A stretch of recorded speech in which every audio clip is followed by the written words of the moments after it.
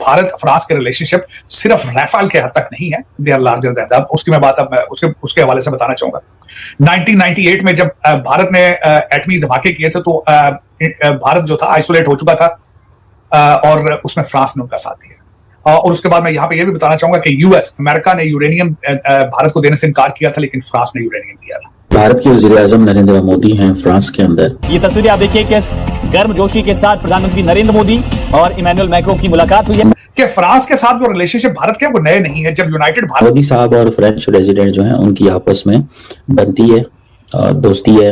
और इसी के मद्देनजर आप देखिए फ्रांस जो है भारत को इनवाइट करता है G7 समिट के लिए। मकसद हमेशा ये होता है कि मोदी जी ने सबसे बड़ा तोहफा जो भारत को दिया है वो नेशनलिज्म का दिया है, और जो कि पाकिस्तान में बिल्कुल है ही नहीं है, बिल्कुल ही नहीं है, सिरे से मौजूद नहीं। इंडियंस ने एक वहां पे भारत इनोवेट्स के नाम से एक कॉन्फ्रेंस भी कराई है, टॉक कराई है या उसको जो भी कह लें, जहां पे इमैनुअल मैक्रों ने भी बात की है। और सबसे बड़ी बात है कि इस विजिट के अंदर डिफेंस कोऑपरेशन की बात हो रही है, न्यूक्लियर सिविल न्यूक्लियर एग्रीमेंट की बात हो रही है, रेयर अर्थ मिनरल्स की बात हो रही है। आज जो उनको प्राइम मिनिस्टर मोदी को मुबारकबाद दी जाती है, प्रेसिडेंट ट्रंप की जानिब से उनकी तारीफें की जाती हैं, जॉर्जिया मेलोनी भी ट्वीट करके उनको मुबारकबाद देती है। नरेंद्र मोदी वाकई रिकॉर्ड तोड़ चुके हैं जवाहरलाल नेहरू का, इंदिरा गांधी का लॉन्गेस्ट सर्विंग प्राइम मिनिस्टर होने का। भारत को जो स्टेचर है दुनिया में, जो उसका बढ़ता हुआ स्टेचर है, उसकी कदर करते हैं। Narendra Modi is the longest serving prime minister, elected prime minister. आज चंद घंटे पहले एक बार फिर आजाद कश्मीर में रावलाकोट के बाहर ईदगाह के मुकाम पे रेंजर्स ने आजाद कश्मीर के मुजाहिरीन पे जिन्होंने धरना दिया हुआ था उन पे फायरिंग कर दी। 2 अफराद के जाँ बहक होने की इत्तलात आ रही हैं। और फ्रांस चाहता है भारत और फ्रांस के बीच में जो स्टूडेंट एक्सचेंज है वो बढ़ाया जाए, और वो चाहता है कि 30,000 इंडियन स्टूडेंट्स जो है फ्रांस में स्टडी कर। अगर मोदी जी की बात करें, भारत की तरक्की की बात करें, तो मेरे कुछ पढ़े लिखे अनपढ़ दोस्त हैं जो देखने वाले, वो फौरन चढ़ाई कर देते हैं कि शायद आप पाकिस्तान बैशिंग करते हो। अगले दिन एक खातून है, उन्होंने तो यहां तक ट्वीट मुझे कर दिया, तुम्हें इतना शौक है तो भारत शिफ्ट हो जाओ। तो दर हकीकत दिमाग थोड़े खोलने की जरूरत है। डिग्रियों और किताबों से मेरा ख्याल है दिमाग नहीं खुलते, सोच बदलनी होती है। मेरा मकसद हमेशा ये होता है कि मोदी जी ने सबसे बड़ा तोहफा जो भारत को दिया है वो नेशनलिज्म का दिया है, और जो कि पाकिस्तान में बिल्कुल है ही नहीं है, बिल्कुल ही नहीं है, सिरे से मौजूद नहीं। तो अगर ये कहा जाए कि वहां से नेशनलिज्म सीख लें, उनकी तरक्की से कुछ सीख लें, आप कोई चीज इन्वेंट करने की सलाहियत नहीं रखते तो कॉपी करने में कोई हर्ज नहीं होता। अगर आपको शर्म आती है मोदी जी के नाम से, भारत के नाम से, बांग्लादेश की कॉपी कर लें। अगर वहां से भी शर्म आ रही है तो जो अब तो अफगानिस्तान ने भी कहना शुरू कर दिया है कि हम वी आर कंसर्न के बॉर्डर के दूसरी साइड पे क्या हो रहा है। सारे डॉलर आपके वो खरीद के वो ले जा चुके हैं आपकी मर्जी से, आपकी करप्शन की स्टोरियों की वजह से। लेकिन चले, मैं ये फर्ज कर देता रहूंगा कि दुनिया में क्या हो रहा है, दुनिया में क्या हो रहा है, तो वो उसमें मैं सबसे, और मोदी जी का या भारत की बात करने से मैं हमेशा ये होता है कि हमारे पड़ोसी हैं, शायद हम पे भी कोई असर हो जाए उस चीज का। मेरा पॉइंट ऑफ व्यू ये होता है, और मैं इस चीज पे बिलीव करता हूं कि नफरतों से आपने 76 साल कुछ नहीं सीखा। कोशिश करें, अगर आप दूसरी साइड आप प्यार मोहब्बत को भी ट्राई कर लें, एक दूसरे से कोई लर्न करने की भी ट्राई करें। चले, मैं पहले इससे पहले कि I lose my patience with France के दौरे से, एक तो देखें मोदी जी का छठा ट्रिप था फ्रांस का, और हाईएस्ट अवार्ड जिसकी आपने बात की है उसको कहते हैं लीजन ऑफ ऑनर। और मैं यहाँ पे ये नहीं कहूंगा कि मोदी जी का, मैं बल्कि मोदी जी के सफर की बात करूंगा, कहां से वो चीफ मिनिस्टर थे गुजरात से, और मुझे आज याद है कि अमेरिका ने वीजा नहीं देता था। वहां से लेकर आज अगर उनकी 1 दर्जन से ज्यादा ममालिक ने हाईएस्ट सिविलियन अवार्ड उनको दिए, हाईएस्ट। तो ये बहुत एक्स्ट्रा ऑर्डिनरी ट्रैवल है बड़े शॉर्ट पीरियड में। और ये आप जिस तरह जितनी मर्जी नफरत करते रहे, लेकिन ये दुनिया के अंदर एक ये रैकेट बन रहा है, तारीख बन रही है, उसको आप डिनाई नहीं कर सकते, चाहे जितना मर्जी आप उसमें बात कर ले, कोई ऐसी बड़ी बात नहीं। आप उससे आगे जो चीजें मैं हिस्टोरिकली बताना चाहूंगा आपको कि फ्रांस के साथ जो रिलेशनशिप भारत के वो नए नहीं है। जब यूनाइटेड भारत था तो उस वक्त 2 जंगों के अंदर जो थे वो हमारे भारतीय जो सोल्जर थे उस वक्त के यूनाइटेड भारत के, सितंबर 1915 में 900 सिख जो थे वो शहीद हुए थे फ्रांस में, फर्स्ट वर्ल्ड वॉर। उसमें सेकंड वर्ल्ड वॉर में भी जाते थे। अब मैं जो सिग्निफिकेंट बातें जो इसमें, एक तो 25वीं ये एनिवर्सरी है भारत और फ्रांस के रिलेशनशिप की। भारत के तीनों जो है एयरफोर्स, नेवी और उसके बाद जो उनकी आर्मी है, वो तीनों की तीनों वहां पे परेड में शामिल हैं आज।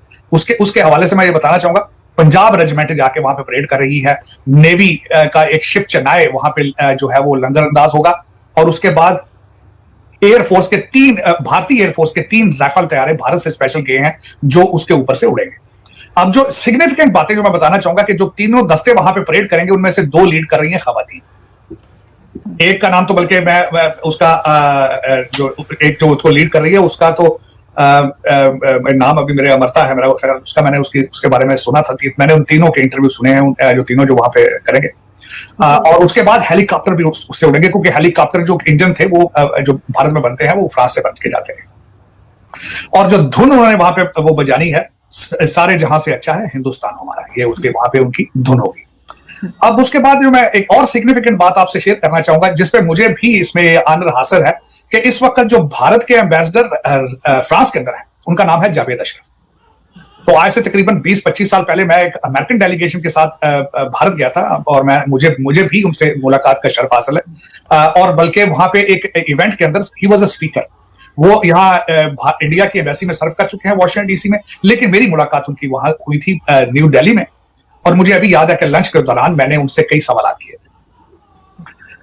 Javed Ashraf very brilliant diplomat, और I am very proud of him. उन्होंने अगले दिन एक्सप्लेन किया, एक आर्टिकल में मैंने पढ़ा है कि उन्होंने एक्सप्लेन किया कि भारत फ्रांस के रिलेशनशिप सिर्फ राफेल के हद तक नहीं है, they are larger than that. उसकी मैं बात अब उसके हवाले से बताना चाहूंगा।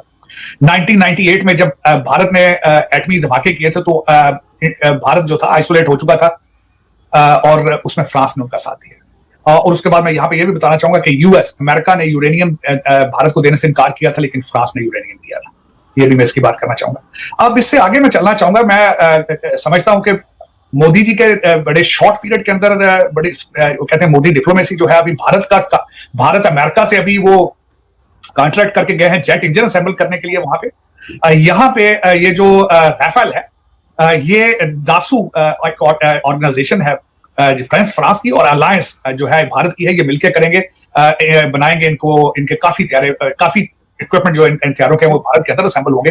51% उस जो ऑर्गेनाइजेशन है, जो लिमिटेड इन्होंने कंपनी बनाई है, उसके 51% शेयर जो है अलायंस के। और उसके बाद मैं यहाँ पे ये बताना चाहूंगा, पहले तो हम ये 26 राइफल तैयारों की बात कर रहे हैं, 36 पहले ले चुके हैं। भारत के पास अब 80 राइफल तैयारे होंगे। अब राइफल तैयारे जो है, राफेल तैयारे जिनकी मैं बताना चाहूंगा कि इसकी सुप्रीमेसी क्या है या इसकी वर्ल्ड स्टैंडिंग क्या है। इसको कंपेयर किया जाता है F-18 हार्नेस के साथ, अमेरिकन जो F-18 है। बल्कि गोवा में कुछ साल पहले दोनों को टेस्ट किया गया था, तो उसमें Rafale was more stronger than the F-18, तो उसके बाद डिसीजन लिया गया था इसको। अब ये जो तैयारे लिए जा रहे हैं, ये जो शिप कैरियर है वहां से ये उड़ने की सलाहियत रखते हैं, मरीन जो अभी रिसेंटली लिए हैं। तो ये जो इंडियन शिप कैरियर है क्रांत, गोवा में पोस्ट होगा, और उसमें 8 जो है ये तैयारे जो होंगे, ये राफेल उसके ऊपर रहा करेंगे। अब उसके बाद मैं बताना चाहूंगा आपको कुछ जो स्कॉर्पियन जो इन्होंने 3 आबदोजें ली हैं, जो फ्रेंच मेड है, बल्कि ली नहीं है, वो बनी ही मुंबई में है, इनकी अपनी पोर्ट पर बनी है, लेकिन टेक्नोलॉजी या इनकी कॉपरेशन था फ्रांस का। इस वक्त भारत के पास 16 सबमरीन्स हैं, जिसमें से 7 रशियन मेड हैं, 4 जर्मन मेड हैं, लेकिन 16 टोटल है। अब इस दौरे में मैं जो समझता हूँ, जो सिग्निफिकेंट चीजें जो मैं कुछ और बताना चाहूंगा इस दौरे के हवाले से। एक तो जब उन्होंने अपने गिफ्ट शेयर किए, तो उसमें फ्रांस ने 2 गिफ्ट दिए हैं मोदी जी को। एक उन्होंने तस्वीर दी है उसी, जिस तरह मैंने बताया है कि Sikh was marching, Sikh regiment या पंजाब रेजिमेंट, उसमें सरदार जो थे वो पगड़ियां उनकी नजर आ रही हैं, वो वॉक कर रहे हैं, और उसमें एक फ्रेंच औरत उनको रोज फूल पकड़ा रही है, उसकी तस्वीर मोदी जी को दी गई है इन द मेमोरेंस के आपकी contribution of Indian soldiers for the French freedom. अब दूसरी जो उन्होंने गिफ्ट किया है वो एक चेस है, उसका रेप्लिका है चेस का, वो उन्होंने दिया गया है। और चेस के बारे में यहाँ पे खासकर सिग्निफिकेंस ये बताई जाती है कि चेस वाज भारत में चेस से शुरू हुआ था, चेस गेम जो थी। तो ये 2 गिफ्ट उनको दिए गए हैं। अब 2 चीजें जो सिग्निफिकेंट मोदी जी ने इस ट्रिप में की हैं, सबसे बड़ी अचीवमेंट उनकी मैं समझता हूं कि उन्होंने वीजों की बात की है। भारतीय स्टूडेंट्स के वीजे इजी किए जाएंगे। और दूसरा, इस वक्त फ्रांस के अंदर कानून है उनका कि जब कोई भारतीय स्टूडेंट मास्टर्स कर लेता है, तो उसको 2 साल का स्टे का वर्क परमिट दिया जाता है। उसको उन्होंने एक्सटेंड करा के 5 साल का कराया है। अब उसका फायदा क्या होगा? आपको पता है इस वक्त भारतीय डायस्पोरा जहां भी है, हेल्दी है, स्ट्रांग है और नेशनलिस्ट है। ये 3 चीजें पूरी दुनिया में जहां जहां भी भारतीय डायस्पोरा है, ये 3 चीजें मैंने उन्हें देखी है। स्किलफुल, उनकी स्किल है, पीछे से एजुकेशन लेकर आते हैं, मेहनत करते हैं, and then they remain very nationalist. और ये नेशनलिस्ट जो था, मैं समझता हूँ मोदी साहब को क्रेडिट दूंगा। पहले चीजें कुछ और थी, लेकिन जो नेशनलिज्म का उन्होंने भारत के अंदर चीज की है, उसका असर डायस्पोरा पे आ रहा है। अब जो 5 साल भारतीय स्टूडेंट वहां पे काम किया करेंगे, देन दे विल बिकम जरूरत बन जाएंगे फ्रांस की, और यहाँ पे फिर दोबारा बुनियादें बनेंगी एक स्ट्रॉन्ग डायस्पोरा की, to get not only financial gain होगा रेमिटेंस में, बल्कि यहाँ पे वो फ्यूचर में रह के पॉलिटिक्स में आएंगे, जिस तरह आजकल मैंने बताया था आपको कि 2 इंडियन अमेरिकन प्रेसिडेंशियल कैंडिडेट हैं, कांग्रेसमैन हैं, और हर दूसरी बड़ी कॉर्पोरेशन के सीईओ जो है भारतीय है अमेरिका के अंदर, और उसका सबसे ज्यादा फायदा किसको हो रहा है? भारत को हो रहा है, इंडिया को। दूसरी चीज जो सबसे ज्यादा बड़ी मैं समझता हूं उन्होंने की है कि वो यूपीआई जो है उसको उन्होंने यूनाइटेड पेमेंट सिस्टम जो है उनका उसको उन्होंने जो भारतीय विजिटर आया करेंगे, बल्कि मोदी जी ने अपनी स्पीच में कहा है कि उसका जो स्टार्ट है वो फ्रांस पेरिस से होगा, और वहां पे लोग जो हैं एफिल टावर पे अपने फोन के जरिए रुपयों में परचेज कर पाएंगे। अब यूपीआई जो है 7 साल पुराना सिस्टम है। भारत के अंदर इस वक्त 260 मिलियन उसके यूजर हैं, 330 इंडियन बैंक्स उनको एक्सेप्ट कर रहे हैं, और 10 इंटरनेशनल जो कंट्रीज हैं जो उनको एक्सेप्ट कर रहे हैं। ब्राजील ने उनकी कॉपी कर ली। अब मेरा ये मैं थोड़ी देर में बताना चाहूंगा हमारे अंदर क्यों नहीं ये लोग इस तरह यूपीआई को इस्तेमाल, क्यों नहीं इसको कोई पेमेंट सिस्टम इन्वेंट कर रहे हैं? क्योंकि करप्शन कम हो जाती है, टैक्स ब्रैकेट बढ़ जाती है, चीजें रैकेट पे आ जाती है ना जी, कैश रजिस्टर कैश कम हो जाती है। तो हमारी हर चीज आपको पता है पाकिस्तान के अंदर हर चीज करप्शन रिलेटेड है। मेरा ख्याल उसमें वहां पे ईमानदारी चाहती ही नहीं कि लोग टैक्स ज्यादा दें, ये भी नहीं हम चाहते, क्योंकि हर जगह करप्शन। हमारे अंदर सिस्टम क्यों नहीं है किस तरह का बनाया जा रहा है? अब मैं दूसरी बात बताऊंगा। सबसे बड़ी बात जो इस वक्त जो जहां मैंने देखा कि मोदी जी गए हैं वहां हर जगह पे मेक इन इंडिया लिखा था, make in India, make in India. अब मेरा फिर यही सवाल है कि हमारी सेलिब्रेशन इस वक्त हो रही है कि 1.2 बिलियन आ गया जी, IMF से आ गया, सऊदी अरेबिया से पैसे आ गए, हमारे क्यों गूंगे हो जाते हैं? मेक इन पाकिस्तान क्यों नहीं कह पाते? क्या वजह है? सर बना क्या रहे हैं पाकिस्तान में? जो पाकिस्तान सिर्फ बना रहा है तो बेवकूफ बना रहा है पूरी दुनिया को, राय से नहीं है, 76 साल से बना रहा है। ये देखें ना, IMF को भी बेवकूफ बनाया, फिर सऊदी अरेबिया को बेवकूफ बनाया, फिर चाइना को बेवकूफ बनाया। हम सिर्फ बेवकूफ बनाना जानते हैं लोगों को या दुनिया को। हमने आज तक मेक इन पाकिस्तान का हमारे मुंह से किसी ना अमीरुल मोमिनीन के मुंह से निकलता है मेक इन पाकिस्तान। वो कहते हैं जी अमेरिकन डायस्पोरा जो है डॉक्टर है मेरे, वो आप पैसे लाएंगे और उससे दूध खिलाएं। ना ये नून लीग के मुंह से निकलता है मेक इन पाकिस्तान, किस ना पीपल्स पार्टी के मुंह से निकलता है। पीपल्स पार्टी के हवाले से बताना चाहूंगा मैं, बल्कि अब मैं ये तो मैंने चले 3-4 चीजें मैंने आपको फ्रांस के हवाले से मैं थोड़ा सा बताना चाहूंगा कि हमारी सिचुएशन क्या है इस वक्त। आपकी सबसे बड़ी खबर पाकिस्तान में क्या चल रही है? नजफ हमीद है, फैज हमीद का भाई है, पटवारी था, गुरदावर था, उस जगह चोरी हुई है, घर में डाका पड़ा है। सवालिया निशान है, सवालिया निशान कि एक पटवारी के घर पे 1 करोड़ 7 लाख रुपया कैश पड़ा था। बिल्कुल, ये नेशनल न्यूज आपकी है।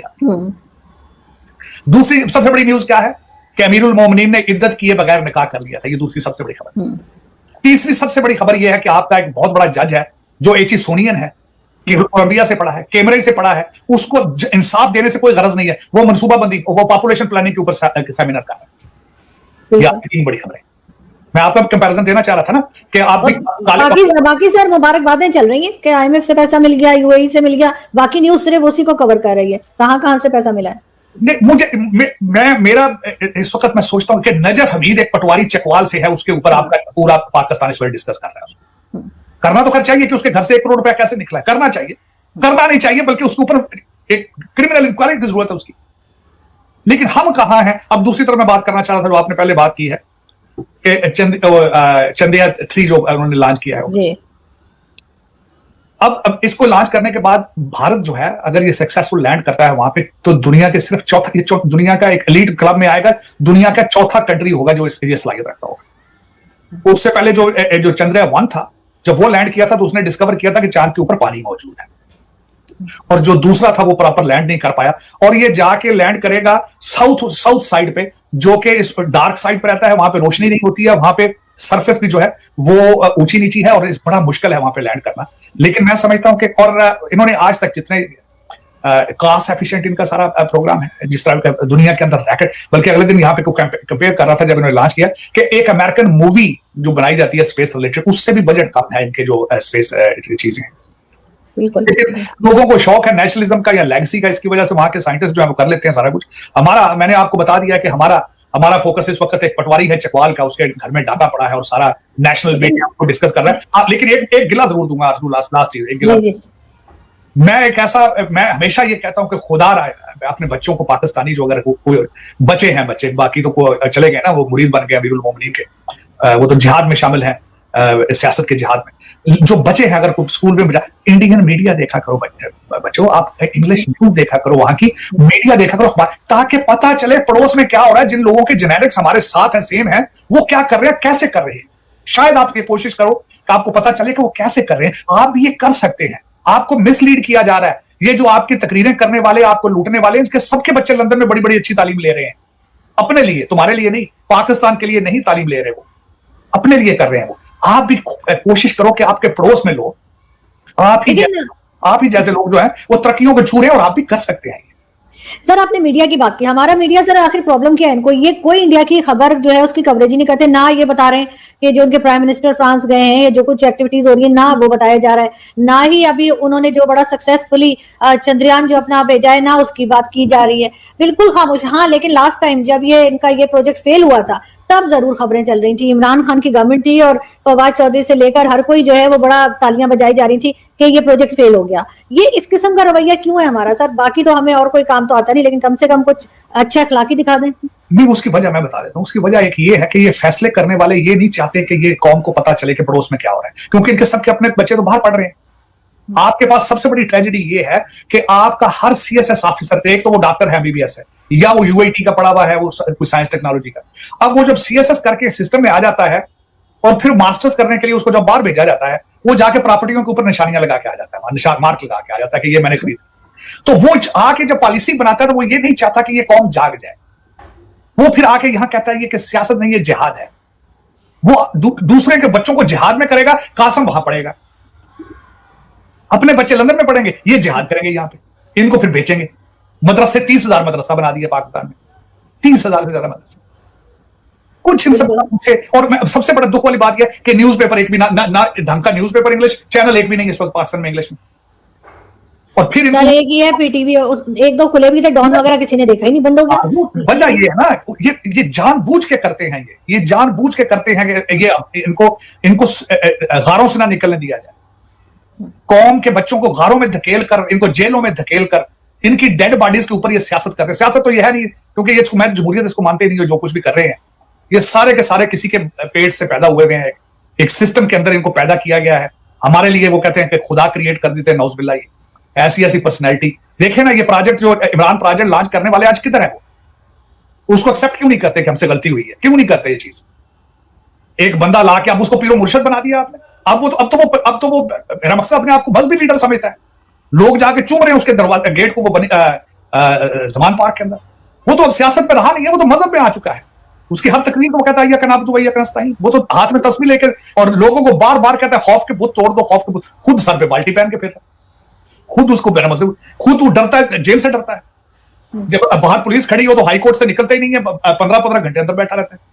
लोगों को कहता है खौफ के बुत तुम्हारे तोड़ दो, तो लोगों को कहता है ऐसी गुलामी से मौत अच्छी। मगर सर मोदी साहब और फ्रेंच प्रेसिडेंट जो हैं उनकी आपस में बनती है, दोस्ती है और वो काम कर रहे हैं, लेकिन वो कह रहे हैं जी हमारी स्पेशल ग्लोबल स्ट्रेटेजिक पार्टनरशिप है इंडिया की फ्रांस के साथ, स्पेशल ग्लोबल स्ट्रेटेजिक पार्टनरशिप। अच्छा, एक और बात भी बताता हूँ आपको, comprehensive global strategic partnership and special global strategic partnership. तो वजह की बात ये भी है कि जो फ्रेंच प्रेसिडेंट हैं वो इसी साल इंडिया आए थे, आपको याद होगा, वो सड़कों के ऊपर दौड़े छोड़े लगा रहे थे और अपने मुंबई के कहाँ वॉक कर रहे थे या जो भी चल रहा था। और ये जो भारत इनोवेट्स इवेंट है, ये फ्रांस की India France year of innovation की वजह से, ठीक है जी। 120 इंडियन स्टार्टअप्स हैं, कोलैबोरेशंस, ठीक है, टेक्नोलॉजी में, एंटरप्रेन्योरशिप में, ये जरूर करें और ये सारा कुछ है, पार्टनरशिप करें, अपग्रेड करेंगे, ठीक है जी। और सुनने में ये भी आया कि मोदी साहब जो है वो एक विवाटेक, यूरोप की सबसे बड़ी largest tech and startup summit है, वो भी अटेंड करेंगे। इंडिया जो है वहाँ पे बहुत बड़ी पवेलियन जो है वो करेगा, AI, digital innovation, this that tech, इसके ऊपर काम जो है वो करेंगे। इंडिया फ्रांस जो है उनके रिलेशंस जो हैं वो स्ट्रेटेजिक पार्टनरशिप के 1998 में थे, जब याक शिराक वहाँ पे प्रेसिडेंट हुआ करते थे। If you remember those of you, this is, ये बात आई वाज वेरी यंग, मेरी बड़ी उस वक्त की मेमोरी है। लाइक किड में बच्चा था तो मैं याक शिराक के बारे में, हम उस वक्त हमारे पाकिस्तान में जो स्टेट टीवी होता था उसकी खबर आया करती थी। अब 2023 होराइजन और 2047 रोड मैप इन्होंने तय किया, डिफेंस, स्पेस, सिविल टेक्नोलॉजी, उस तरह की चक्रों, और जो राफेल जेट्स हैं, ठीक है, स्कॉर्पियन सबमरीन्स हैं, इस हवाले से ये काफी काम कर रहे हैं।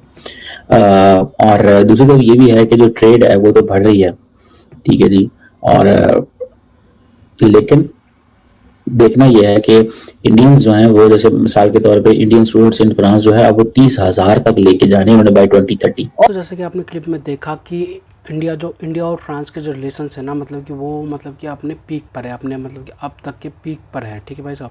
तो भाई भारत और क्या बोलते हैं फ्रांस के रिलेशन भाई साहब बहुत ज़्यादा आगे बढ़ चुके हैं और नरेंद्र मोदी जी का ये दौरा है फ्रांस में। ठीक है, मैं आपका आर्टिकल पढ़ के बताता हूँ।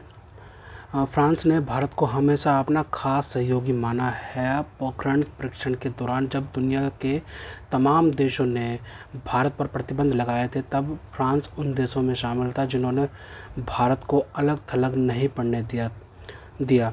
दोनों देशों में 300 साल से भी पुराना संबंध है। ठीक है। 11 मई 1998 को भारत ने परमाणु परीक्षण किया था। दुनिया में खलबली मच गई। अमेरिका, जापान समेत कई देशों ने इसका विरोध किया, भारत पर प्रतिबंध लगाए। जब सब खिलाफ थे, तब सच्चे साथियों ने भारत का साथ दिया। उन्होंने परीक्षण की आलोचना करने की औपचारिकता तो निभाई, मगर ना तो प्रतिबंधों का समर्थन किया और ना ही संबंध खराब किए। फ्रांस उन्हीं देशों में से एक है। पोखरण के समय भारत और फ्रांस के बीच स्ट्रेटेजिक पार्टनरशिप शुरू हुए चंद महीने ही हुए थे।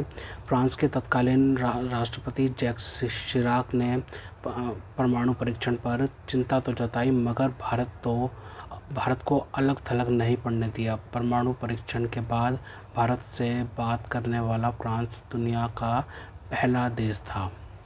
ठीक है जी।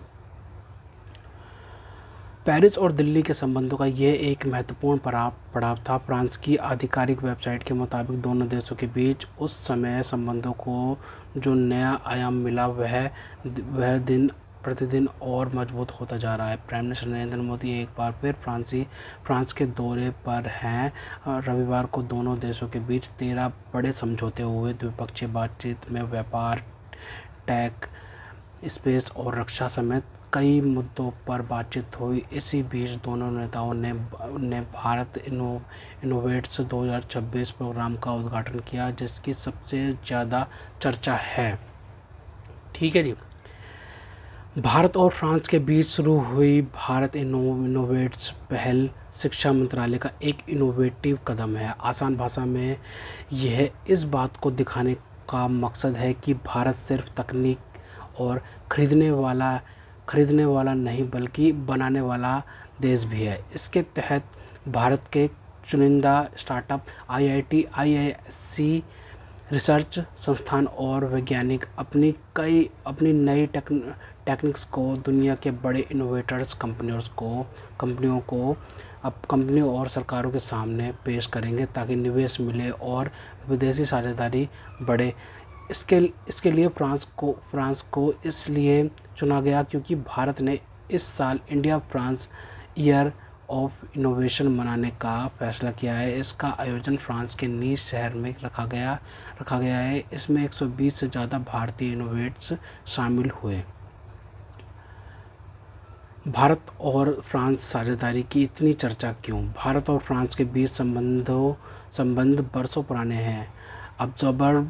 ऑब्जर्वर रिसर्च फाउंडेशन की एक रिपोर्ट के मुताबिक दोनों देशों के बीच लंबे समय से अच्छे संबंध रहे। 1960 के दशक से ही भारतीय एयरफोर्स में फ्रांसीसी विमान और हेलीकॉप्टर शामिल रहे। एवरन एलियट, जगुआर, मिराज और राफेल 1984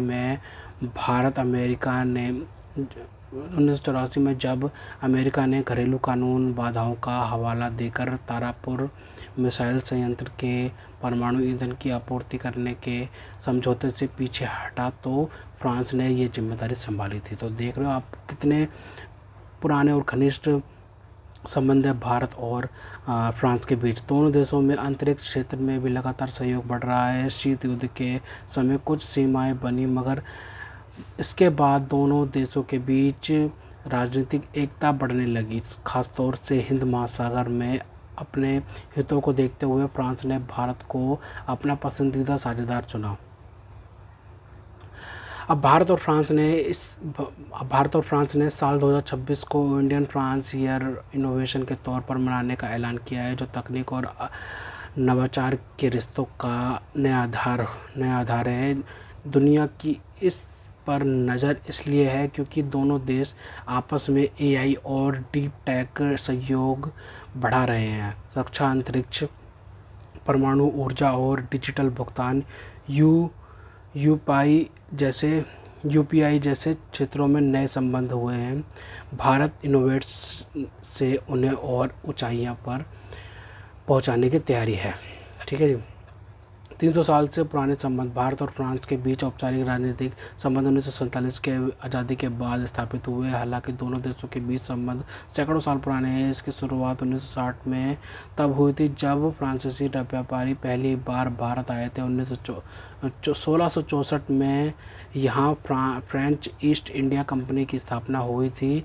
खासतौर से पुडुचेरी की स्थापना फ्रांसीसी नागरिकों ने ही की थी। स्वतंत्रता के बाद फ्रांस ने अपने भारतीय क्षेत्र भारत को स्थानांतरित कर दिए थे। तो देख रहे हो आप कि भाई फ्रांस और भारत के बीच में मतलब कि भाई रिश्ते भाई बहुत पुराने हैं। और भाई साहब जिस टाइम पे परमाणु जो परीक्षण किया था भारत ने पोखरण में, उस समय पूरी दुनिया भारत के खिलाफ थी। अमेरिका, जापान सब के सब उस खिलाफ थे।